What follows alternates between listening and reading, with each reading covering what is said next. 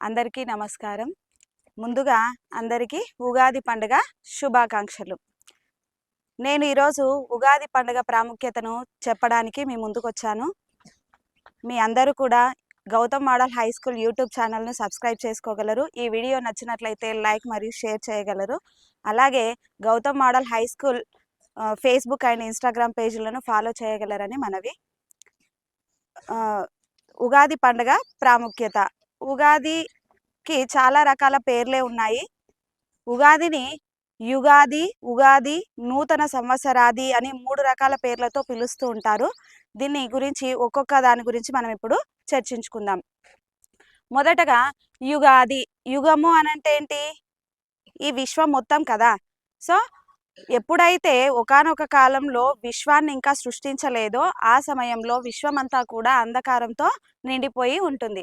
ఆ సమయంలో విష్ణుమూర్తి క్షీర సముద్రంపై శయనిస్తూ ఉంటాడు. ఆ సమయంలో శ్రీ మహావిష్ణువు నాభి నుండి ఒక కమలం పువ్వు పుడుతుంది. ఆ కమలం పువ్వు నుండి శ్రీ బ్రహ్మ జన్మిస్తాడనమాట. జన్మించిన తర్వాత ఈ శూన్యమైన విశ్వాన్ని చూసి ఆయన ఏం చెయ్యాలి, ఎలా చెయ్యాలి అని చెప్పి ఆలోచన చేసి ముందుగా ఆయన ఘోరమైన తపస్సు ధ్యానంలోకి వెళ్తాడు. వెళ్ళిన పిమ్మట ఆయన మొదటగా పంచభూతాలను సృష్టించడం అనేది జరుగుతుంది. ఆ తర్వాత చెట్లు, తర్వాత సముద్రాలు, మనుషులను సృష్టించడం అనేది జరుగుతుంది. ఆ విధంగా సృష్టిని సృష్టించినటువంటి రోజు చైత్రశుద్ధ పాడ్యమి కావడము, ఆ రోజే మనము ఉగాది పండుగని అంటే యుగము ఆరంభమైనటువంటి సమయంగా మనము పండుగ జరుపుకోవడం అనేది జరుగుతుంది. ఈ విధంగా సృష్టించినటువంటి సృష్టి సాగుతూ పోతూ ఉన్న సమయంలో ఒకానొక సమయంలో సోమకాసురుడు అనేటటువంటి రాక్షసుడు బ్రహ్మ దగ్గర ఉన్నటువంటి 4 వేదాలను దొంగిలించి సముద్ర అడుగు భాగంలో దాక్కుంటాడు. ఆ సమయంలో శ్రీ మహావిష్ణువు దగ్గరికి బ్రహ్మ వెళ్ళి ఇలా జరిగింది, సోమకాసురుడు వేదాలను అపహరించుకుపోయాడు, ఇప్పుడు నేను సృష్టించిన సృష్టికి మొత్తం జ్ఞానం ఇవ్వడం ఎలాగా అని చెప్పేసి ఆలోచన చేస్తాడనమాట. సో ఆ సమయంలో శ్రీ మహావిష్ణువు మత్స్యావతారాన్ని అవతరించి సముద్ర గర్భంలోకి వెళ్ళి సోమకాసురుణ్ణి వధించి ఆ వేదాలను తిరిగి తీసుకొని రావడం అనేది జరుగుతుంది. ఆ విధంగా వేదాలను తిరిగి తీసుకొని రావడం కూడా ఈ ఉగాది రోజునే కావడము విశేషం. మరి ఇంకొక పేరేం చెప్పుకున్నాము? ఉగాది. ఉ అంటే ఉల్క, గ అంటే గమనము, ఆది అంటే ప్రారంభము. ఉల్కలు అంటే ఏంటి? నక్షత్రాలు.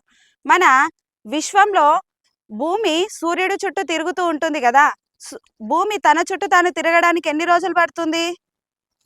ఎంత సమయం పడుతుంది? 24 గంటలు కదా. సో అదే భూమి ఒకసారి సూర్యుడి చుట్టూ తిరిగి రావడానికి ఎంత సమయం పడుతుంది?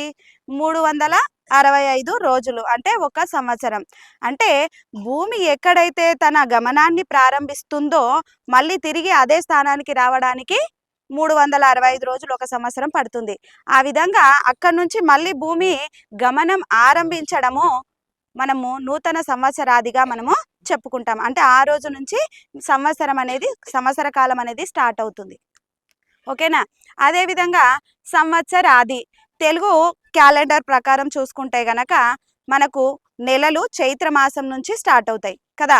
సో ఆ తెలుగు క్యాలెండర్ ప్రకారము చైత్ర మాసం నుంచి స్టార్ట్ అవుతుంది కాబట్టి చైత్ర మాసంలో వచ్చేటటువంటి మొదటి రోజు తిది పాడ్యమి నాడి నుంచి మనము సంవత్సరాది అంటే కొత్త సంవత్సరంగా మనము చెప్పుకుంటాం. అంటే సంవత్సరానికి ప్రారంభ దశ అని.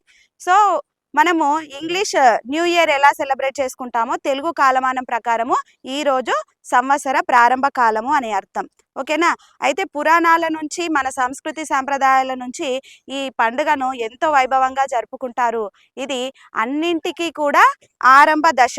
అంటే మనం చేయబోయే కొత్త పనులకు కానీ తర్వాత మన విజయాలకు కానీ అన్నింటికీ కూడా కొత్త ప్రారంభ దశ అని చెప్పి చెప్పుకోవడం అనేది జరుగుతుంది. మరి ఈరోజు ముఖ్యంగా చూసుకున్నట్లయితే ఇంట్లో కొత్త బట్టలు ధరించడము, ఇష్ట దైవాన్ని ప్రార్థించడము, ఇవన్నీ కూడా మనకు వస్తున్నటువంటి సాంప్రదాయాలు. దీంతో పాటు దాన ధర్మాలకు కూడా ప్రతీక. ఎప్పుడైతే కొత్త సంవత్సరం ప్రారంభమవుతుందో ఆ ప్రారంభ దశలో మనం సంవత్సర కాలం పాటు అంటే గడిచిపోయిన సంవత్సర కాలం పాటు మనం చేసినటువంటి తప్పులను మనం గుర్తించుకొని కొత్త అడుగులను ముందుకు వేయాలని చెప్పేసి ఒక ప్రతీక. మరియు ఇన్ని రోజులు మనం తెలిసో తెలియకో ఏవైనా పాపాలు చేసి ఉంటే ఆ పాపాలను దహించి వేయడం కోసము మనము ఈ రోజున దాన ధర్మాలు నిర్వహించడం కూడా మన సంస్కృతిలో భాగంగా వస్తూ ఉంది. అయితే ఈ పండుగ రోజు మనం ముఖ్యంగా చేసేదేంటి? ఇష్టదైవాన్ని ప్రార్థిస్తాము, తర్వాత కొత్త బట్టలు ధరిస్తాము, పంచాంగ శ్రవణము. అంటే రాబోయే సంవత్సర కాలం పాటు కూడా నక్షత్రాల గమనాలు ఏ విధంగా ఉన్నాయి, మన జాతకం ప్రకారము రాశులు ఏ విధంగా ఉన్నాయి, మనకు ఎలాంటి శుభాలు కలగబోతున్నాయి అని చెప్పేసి ముందే తెలుసుకోవడము.